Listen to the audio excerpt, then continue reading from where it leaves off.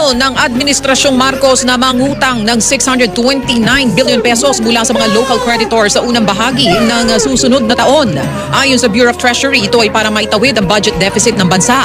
Ang budget deficit ay ang pagkakaroon ng mas mataas na gastusin ng gobyerno kumpara sa nakukuhang income o kita ng bansa. Ang halagang utangin ay higit doble ng 310 billion pesos na domestic financing plan na itinakda ng gobyerno nitong huling yugto ng 2024. Ano utang na naman si The Junior next year.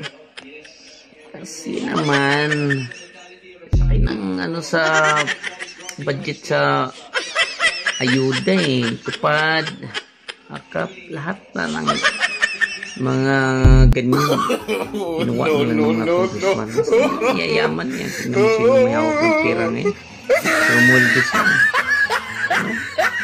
May kanang kamay naman niya, hindi naman yan pinipili talaga mga party list lang yan.